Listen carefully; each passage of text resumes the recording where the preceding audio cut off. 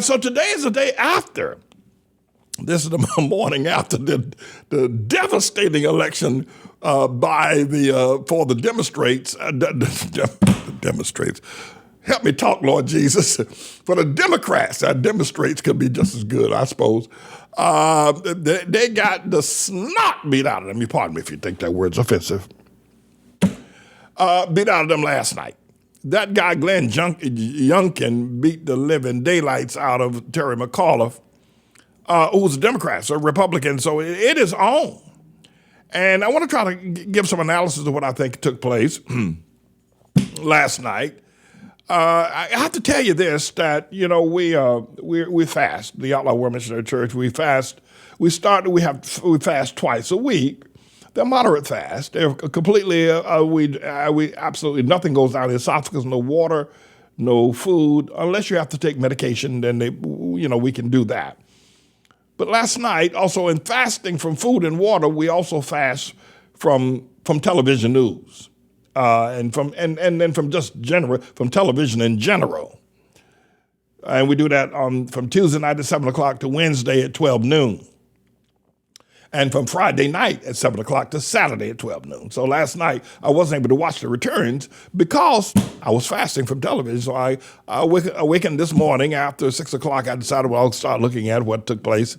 And we've discovered all this devastating news for the Democrats. And I'm going to try to give some explanation of why I think Terry McAuliffe, historically, Virginia has always been for governor, they've always voted opposite of the president in the White House at the time.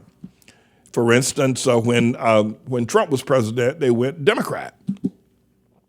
And now that there's a Democrat in the White House, they've gone Republican. So in one regard, many will probably chalk it up to saying that's probably, and it's been doing that for the last 20 years and hasn't changed.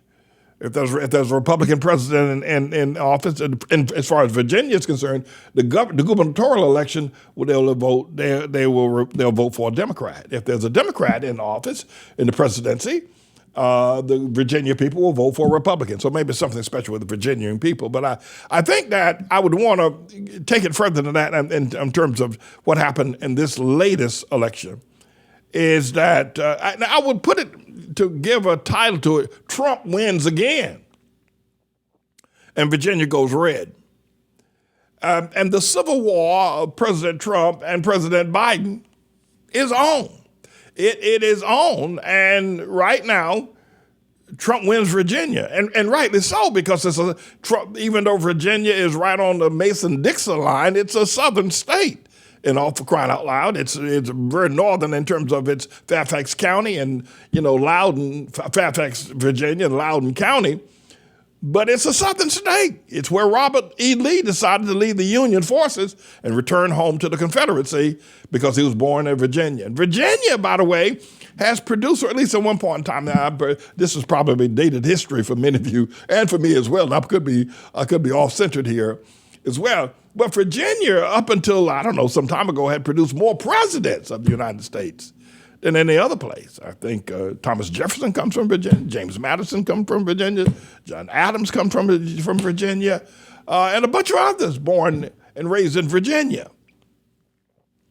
So, but last night, the Democrats got the living daylight. The Civil War is on. Trump won again last night. Yeah, that's it. But I have to tell you, and as I've explained in one of our earlier segments, that Jesus is the puppet master of the tribulation. Jesus is the one who prophesied the tribulation. And in order to get the tribulation to work, there must be a civil war in America. So when you see the division that's going on, it is God-centered. It's God-ordained. God has called for all this division that we see happening in America at present. And Trump is one of God's chosen vessels to promote the division. Obama is the other. Now, they're unaware of that. They are devoid of the spiritual understanding, and they're so hyped on their own individual powers and the glory that Satan has given unto them, that they would never understand this. So I can say it and they won't even pay any attention. It's like, I mean, you could write it on an aircraft and let it fly around their houses and they wouldn't be able to read it because they have so many other. They're so deluded by their own sense of presence. But Jesus Jesus wants this war that's going on right now. Jesus wants this division that we see in America. Jesus wants America at civil war. Jesus wants America at civil war. Jesus wants these two persons dividing America right down the middle, shredding her in such a way, these two men you see here, that she can never be put back together again. Never be put back together again. And quite frankly, I think these two have a unique sense of ill integrity, whereby I don't think anybody else would have served the purpose. But no, America is divided, and Trump won last night. So, who won Antietam? Who won Bull's Run? Who won Shiloh in the various battles? We know that the Union forces won Gettysburg. But right now, the sons of the Mayflower, sons and daughters of the Mayflower, they won. They won last night, and they potentially could win in New Jersey. This is way up on the scale, because this guy Phil Murphy is running against some guy named Citarella, and the race it's too close to call in New Jersey. They're still counting votes in New Jersey, where everybody thought that it was going to be a shoo-in, that Phil Murphy was going to win the state of New Jersey by, at least 10 points.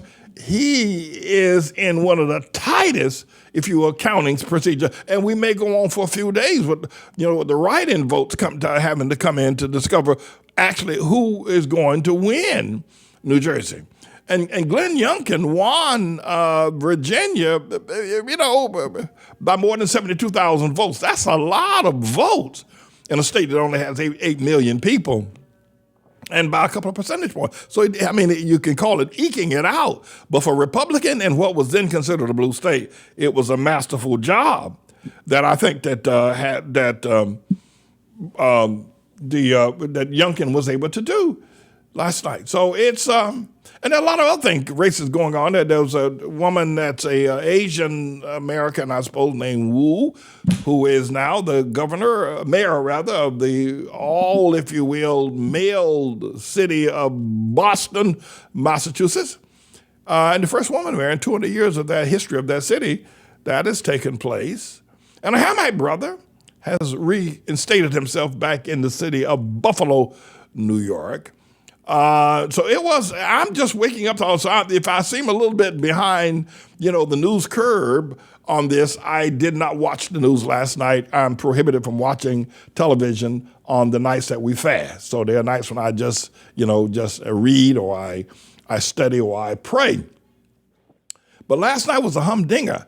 And unfortunately, Eric Adams is won the office of mayor here in the city of New York, and we're getting to go through the next 4 years of, if he lasts that long. I don't know if Eric Adams will last that long as the mayor of the city of New York. But I want to take the time to point out, what a disappointment that is. I'm feeling remorse right now. I feel like I'm at a funeral here in New York City. Eric Adams is the mayor of the city of New York. So drop him, Mr. to get rid of him before I start crying. But that's it.